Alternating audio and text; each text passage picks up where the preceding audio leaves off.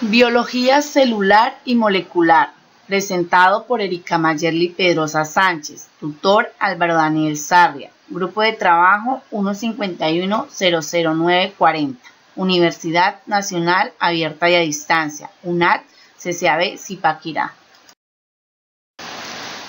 Hoy vamos a hablar de las biomoléculas.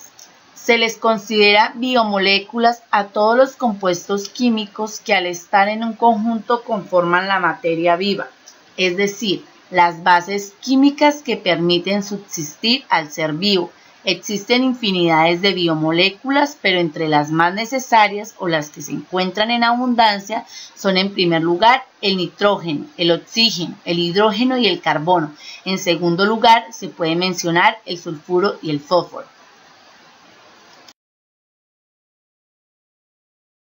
Las biomoléculas reciben una clasificación general. Esta va a depender de la presencia de carbono en su estructura. De esta manera se les designa el nombre de biomoléculas inorgánicas, a las que en su estructura hay ausencia de moléculas de carbono. No pueden ser sintetizadas por el ser humano, pero aún así son esenciales para el mantenimiento de la vida. En este grupo se pueden tomar como ejemplo el agua, el grupo opuesto, es decir, poseen moléculas de carbono, los cuales son parte de su estructura. Se les designa biomoléculas orgánicas y también difieren con el grupo inorgánico, en la característica de que estos sí pueden ser sintetizados por el cuerpo humano. Tipos de biomoléculas. A grandes rasgos, las biomoléculas se dividen en dos tipos, orgánicas e inorgánicas, y es posible caracterizarlas de la siguiente manera. Biomoléculas inorgánicas son las que no son producidas por los seres vivos, pero que son fundamentales para su existencia. En este grupo encontramos el agua, los gases y las sales inorgánicas. Hablemos de las biomoléculas orgánicas. Son moléculas con una estructura a base de carbono y son sintetizadas solo por seres vivos. Podemos dividirlas en cuatro grandes grupos: carbohidratos, proteínas, ácidos nucleicos y lípidos. Hablaremos de los carbohidratos. Los carbohidratos son los compuestos orgánicos más abundantes de la biosfera y a su vez los más diversos. Normalmente se los encuentra en las partes estructurales de los vegetales y también en los tejidos animales, como glucosa o glucógeno. Estos sirven como fuente de energía para todas las actividades celulares vitales. También se les puede conocer por los siguientes nombres: sacáridos, de la palabra latina que significa azúcar, aunque el azúcar común es uno solo de los centenares de compuestos distintos que pueden clasificarse en este grupo. Glícidos o glúcidos, de la palabra griega que significa dulce, pero son muy pocos los que tienen sabor a dulce. Un aspecto importante de los hidratos de carbono es que pueden estar unidos covalentemente a otro tipo de moléculas, formando glicolípidos, glicoproteínas cuando el componente proteico es mayoritario, proteoglicanos cuando el componente glícido es mayoritario y peptidoglicanos en la pared bacteriana. En cuanto a sus propiedades fisioquímicas, los carbohidratos de peso molecular bajo son solubles en agua y tienen poder edulcorante, endulzante, alto, características que son opuestas en los carbohidratos de peso molecular alto, en los cuales la solubilidad se reduce notablemente. Clasificación de los carbohidratos. Los carbohidratos se clasifican en los monosacáridos, oligosacáridos y polisacáridos. Hablemos de los monosacáridos. Están formados por una cadena de 3 a 7 átomos de carbonos. De acuerdo al número de carbonos se les llama trioxa, 3 carbonos, tetroxa, 4 carbonos, pentosa, 5 carbonos y así sucesivamente. La glucosa está formada por 6 carbonos, es una hexosa. Lo mismo que la fructosa o azúcar de las frutas. La glucosa no se encuentra en la naturaleza en forma lineal, sino que tiene una forma de anillos. Algunos ejemplos de los monosacáridos son la ribosa, desoxirribosa, glucosa y galactosa. La ribosa es una pentosa que forma parte del ARN o ácido ribonucleico, que participa en los procesos de elaboración de las proteínas. Desoxirribosa es también una pentosa y forma parte del ADN. La molécula de la herencia fructosa es el azúcar de la fruta, se encuentra en la miel y se utiliza como endulcorante de muchos refrescos.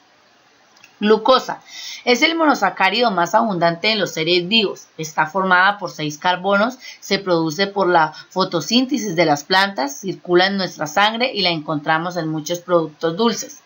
Galactosa es una hexosa que forma parte del azúcar de la leche. Ahora hablemos de los oligosacáridos. La sacarosa es el azúcar que ponemos en la mesa todos los días. Se obtiene de la caña de azúcar o remolacha. Los disacáridos están formados por 2 monosacáridos. En la sacarosa se une la molécula de glucosa y una de fructosa. Los polisacáridos son polímeros formados por la unión de muchos monosacáridos. Algunos funcionan como reserva energética, tanto en plantas como en animales, mientras que en otros cumplen funciones estructurales, es decir, que dan forma y firmeza a ciertos organismos, por ejemplo, el almidón, el glucógeno, celulosa y quitina. El almidón es el polisacárido de reserva de las plantas que está formado por cientos de unidades de glucosa. El glucógeno está formado por la unión de moléculas de glucosa, formando una estructura muy ramificada. El azúcar que ingerimos en los alimentos se convierte en glucosa. El exceso se envía hacia el hígado y se almacena en forma de glucógeno. En su regulación participa la hormona insulina. Celulosa contiene moléculas de glucosa enlazadas de manera distinta, es fibrosa y cumple función estructural. Los polímeros de glucosa forman fibrillas que dan forma a los tallos y hojas de las plantas. Quitina. Este polisacárido se encuentra en el exoesqueleto de cangrejos, langostas e insectos y también forman parte de la pared celular de los hongos.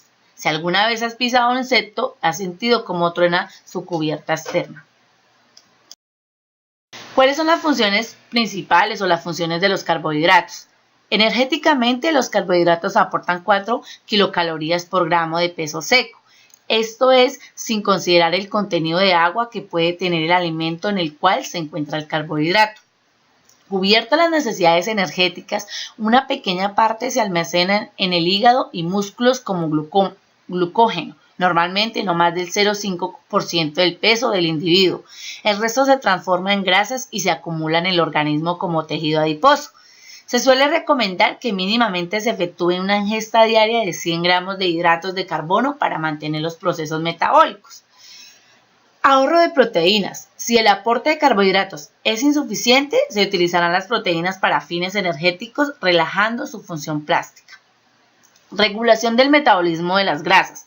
En caso de ingestión deficiente de carbohidratos, las grasas se metabolizan anormalmente, acumulándose en el organismo. Cuerpos cetónicos que son productos intermedios de este metabolismo, provocando así problemas de cetosis. Estructuralmente, los carbohidratos constituyen una porción pequeña del peso y estructura del organismo, pero de cualquier manera no debe excluirse esta.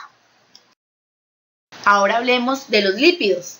Los lípidos se conocen también como grasas, son insolubles en agua y solubles en solventes orgánicos no polares como el éter, el cloroformo o el benceno.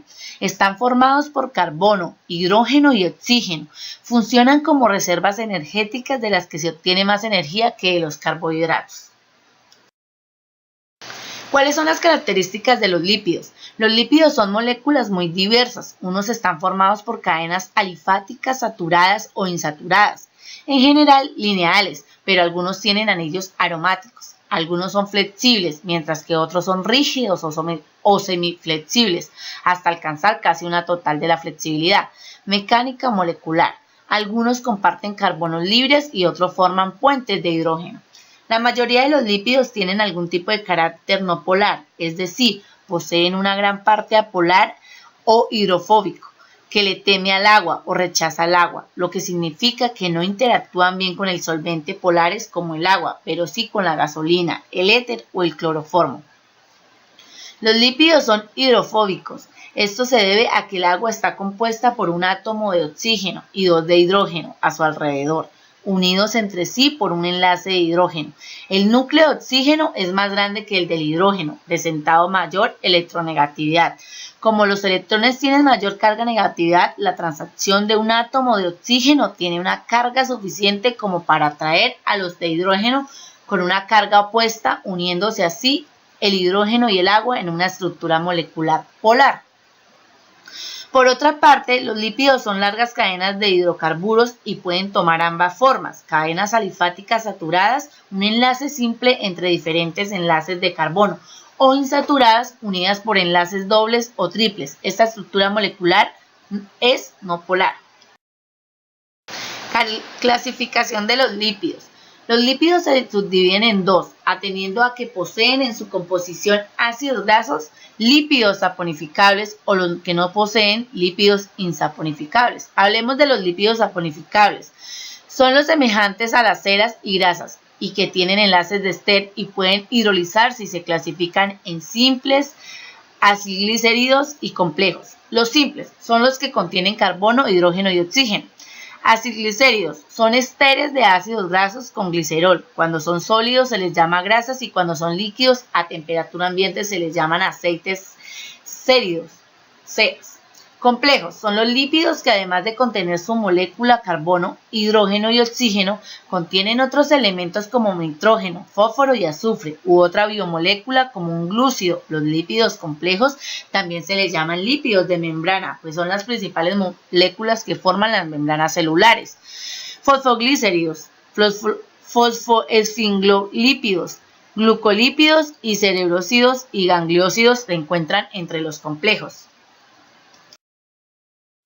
Lípidos insaponificables. Estos no tienen enlaces de ester y no pueden hidrolizarse. Se dividen en térpenos, esteroides y prostaglandinas. Hablemos de los térpenos. Los térpenos biológicos constan como mínimo de 2 moléculas de isopreno. Algunos térpenos importantes son los aceites esenciales, el mentol, el limoneno y el geraniol. Hablemos de los esteroides. Entre los esteroides más destacados se encuentran los ácidos biliares, las hormonas sexuales, las corticosteroides, la vitamina D y el colesterol. Prostaglandinas son lípidos derivados de los ácidos grasos esenciales de 20 carbonos tipo omega 3 y omega 6. Los principales precursores de los eicosanoides son el ácido araquidónico, el ácido linoleico y el ácido linolénico. ¿Cuáles son las funciones de los lípidos? Los lípidos realizan diferentes tipos de funciones biológicas: función de reserva energética, función estructural, función reguladora, función transportadora, función biocatalizadora y función térmica. Vamos a hablar de cada una de ellas. Función de reserva energética. Los triglicéridos son la principal reserva de energía de los animales, ya que un gramo de grasa produce 9,4 kilocalorías en las reacciones metabólicas de oxidación, mientras que las proteínas y los glúcidos solo producen un 4,1 de calorías por gramo. Función estructural. Los fosfolípidos, los glucolípidos y el colesterol forman las bicapas lipídicas de las membranas celulares. Los triglicéridos del tejido adiposo recubren y proporcionan consistencia a los órganos y protegen mecánicamente estructuras o son aislantes térmicos. Funciones reguladoras, hormonal o de comunicación celular. Las vitaminas liposolubles son de naturaleza lipídica, terpenos, esteroides. Las hormonas esteroides regulan el metabolismo y las funciones de reproducción. Los glucolípidos actúan como receptores de membrana. Los eicosanoides poseen un papel destacado en la comunicación celular, inflamación, respuesta inmune, entre otros. Función transportadora. El transporte de lípidos desde el intestino hasta su lugar de destino se realiza mediante su emulsión, gracias a los ácidos biliares y a las lipoproteínas. Función biocatalizadora. En este papel, los lípidos favorecen o facilitan las reacciones químicas que se producen en los seres vivos. Cumplen esta función las vitaminas lipídicas, las hormonas esteroides y las prostaglandinas. Función térmica. En este papel, los lípidos se desempeñan como reguladores térmicos del organismo, evitando que éste pierda el calor. Continuamos con los ácidos nucleicos. Los ácidos nucleicos son las biomoléculas portadoras de la información genética. Tienen una estructura polimérica lineal, cuyos monómeros son los nucleótidos.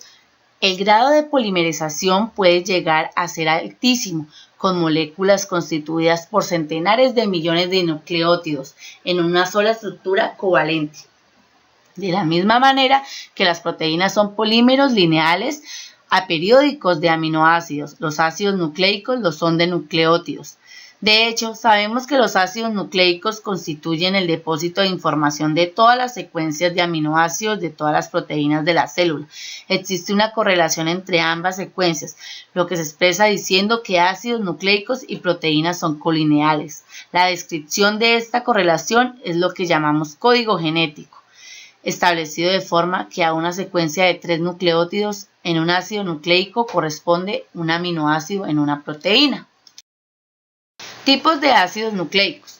Existen 2 tipos de ácidos nucleicos, el ADN, que es el ácido desoxirribonucleico, y el ARN, que es el ácido ribonucleico, que se diferencian por el glúcido. La pentosa es diferente en cada uno, la ribosa en el ARN y el desoxirribosa en el ADN. Por las bases nitrogenadas, en el ADN se cuenta con el adenina, guanina, citosina y timina. En el ARN se cuenta con la adenina, guanina, citosina y uracilo. Por las hélices, mientras que el ADN tiene una doble hélice, el ARN tiene solo una cadena. Hablemos de las características del ADN. El ADN es bicatenario, está constituido por 2 cadenas polinucleotídicas unidas entre sí en toda su longitud. Esta doble cadena puede disponerse en forma lineal. El ADN del núcleo de las células eucarióticas en forma circular, el ADN de las células procarióticas, así como de las mitocondrias y cloroplastos eucarióticos. La molécula de ADN porta la información necesaria para el desarrollo de las características biológicas de un individuo y contiene los mensajes e instrucciones para que las células realicen sus funciones. Estructura del ADN. Estructura primaria. Una cadena de desoxirribonucleidos monocatenario, es decir, está formada por un solo polinucleótido sin cadena complementaria. No es funcional, excepto en algunos virus. Estructura secundaria. Doble hélice, estructura bicatenaria, 2 cadenas de nucleótidos complementarias antiparalelas unidas entre sí por las bases nitrogenadas. Por medio de puentes de hidrógeno está enrollado helicoidalmente en torno a un eje imaginario. Hay 3 tipos, doble hélice A, doble hélice B y doble hélice Z. El A, con giro, destrogiro, pero las vueltas se encuentran en un plano inclinado, ADN no codificante. Doble hélice B, con giro, destrogiro, vueltas perpendiculares, ADN funcional. Y el hélice Z, con giro, levogiro, vueltas perpendiculares no funcional, se encuentra presente en los parvovirus. Características del ARN. El ARN difiere del ADN en que la pentosa de los nucleótidos constituyentes es ribosa en lugar de desoxirribosa y en que en lugar de las 4 bases AGCT aparece AGCU, es decir, uracilo en lugar de timina. Las cadenas de ARN son más cortas que las de ADN, aunque dicha característica es debido a consideraciones de carácter biológico, ya que no existen limitaciones químicas para formar cadenas de ARN tan largas como las del ADN. Al ser el enlace fosfodiéster químicamente idéntico, el ARN está constituido casi siempre por una única cadena, es monocateriana, aunque en ciertas situaciones como en los ARNT y ARNR puede formar estructuras plegadas complejas y estables. Mientras que el ADN contiene la información, el ARN expresa dicha información, pasando de una secuencia lineal de nucleótidos a una secuencia lineal de aminoácidos en una proteína. ¿Cuáles son los tipos de ARN? El ARN mensajero, el ARN transferencia y el ARN ribosómica. Hablemos del mensajero. Se sintetiza en el núcleo de la célula y su secuencia de base es complementaria de un fragmento o de una de las cadenas de ADN. Actúa como intermediario en el traslado de la información genética desde el núcleo hasta el citoplasma. Poco después de su síntesis sale del núcleo a través de los poros nucleares asociándose a los ribosomas donde actúa como matriz o molde que ordena los aminoácidos en la cadena proteica. Su vida es muy corta. Una vez cumplida su misión se destruye. El ARN transferencia. Existe una forma de molécula relativamente pequeña. La única hebra de la que consta la molécula puede llegar a presentarse zonas de estructura secundaria gracias a los enlaces por puente de hidrógeno que se forman entre bases complementarias, lo que da lugar a que se forme una serie de brazos, bucles o asas. Su función es la de captar aminoácidos en el citoplasma, uniéndose a ellos y transportándolos hasta los ribosomas, colocándolos en el lugar adecuado que indica la secuencia de nucleótidos del ARN mensajero para llegar a la síntesis de una cadena polipeptídica determinada y por lo tanto a la síntesis de una proteína. Por último, el ARN ribosómico, que es el más abundante. 80% del total del ARN se encuentra en los ribosomas y forma parte de ellos, aunque también existen proteínas ribosómicas. El ARN ribosómico recién sintetizado es empaquetado inmediatamente con proteínas ribosómicas, dando lugar a las subunidades del ribosoma. ¿Cuáles son las funciones de los ácidos nucleicos? Las funciones de los ácidos nucleicos en las células pueden resumirse en dos: almacenamiento de la información genética y transmisión de la información genética. El almacenamiento. El ADN en todos los organismos eucarióticas y procarióticas y en algunos virus y el ARN en el resto de los virus son las moléculas encargadas de almacenar el mensaje biológico o información genética. Transmisión de la información genética. El ARN es encargado de leer la información genética y transmitirla para que en otras partes de la célula se realice la síntesis de proteínas, es decir, para que se exprese el mensaje biológico. Además, los ácidos nucleicos se ocupan de transmitir la información genética de un individuo a su descendencia. Por último, hablemos de las proteínas. Las proteínas son polímeros de unidades menores denominadas aminoácidos, constituidas básicamente por carbono, hidrógeno, oxígeno y nitrógeno, aunque también pueden contener también azufre y fósforo. Las proteínas desempeñan un papel fundamental para la vida y son las biomoléculas más versátiles y diversas. Son imprescindibles para el crecimiento del organismo y realizan una enorme cantidad de funciones diferentes entre las que se destacan. Son esenciales para el crecimiento. Las grasas y carbohidratos no las pueden sustituir por no contener nitrógeno. Proporcionan los aminoácidos esenciales fundamentales para la síntesis tisular. Son materia prima para la formación de los jugos digestivos, hormonas, proteínas plasmáticas, hemoglobina, vitaminas y enzimas. Funcionan como amortiguadores, ayudando a mantener la reacción de diversos medios como el plasma. Actúan como catalizadores biológicos, acelerando la velocidad de las reacciones químicas del metabolismo. Son las enzimas. Actúan como transporte de gases como oxígeno y dióxido de carbono en sangre, hemoglobina. Actúan como defensa. Los anticuerpos son proteínas de defensa natural contra infecciones o agentes extraños. Permiten el movimiento celular a través de la miosina y actina, proteínas contráctiles musculares. Resistencia. El colágeno es la principal proteína integrante de los tejidos del sostén. Más claro, otras de las funciones se pueden definir en: todas las proteínas realizan elementos funcionales para la vida celular, pero además cada una de estas cuenta con una función más específica de cara a nuestro organismo. Debido a las funciones se pueden clasificar en catálisis, reguladoras, estructural, defensiva, transporte y receptoras. Está formada por enzimas. La catálisis está formada por enzimas proteicas que se encargan de realizar reacciones químicas de una manera más rápida y eficiente, procesos que resultan de suma importancia para el organismo. Reguladoras. Las hormonas son un tipo de proteínas las cuales ayudan a que exista un equilibrio entre las funciones que realiza el cuerpo. Tal es el caso de la insulina, que se encarga de regular la glucosa que se encuentra en la sangre. Hablemos de la estructural. Este tipo de proteína tiene la función de dar resistencia y elasticidad que permite formar tejidos, así como la de dar soporte a otras estructuras. Este es el caso de la tubulina, que se encuentra en el citoesqueleto. Defensiva. Son las encargadas de defender el organismo. Glicoproteínas, que se encargan de producir hemoglobinas que defienden el organismo contra cuerpos extraños. A lo que la queratina protege la piel, así como el fibrinógeno y protombina, que forman coágulos. Transporte. La función de estas proteínas es llevar sustancias a través del organismo a donde son requeridas proteínas como la hemoglobina, que lleva el oxígeno por medio de la sangre. Receptoras. Este tipo de proteínas se encuentran en las membranas celulares y llevan a cabo la función a recibir señales para que la célula pueda realizar su función como acetilcolina que recibe señales para producir la contracción.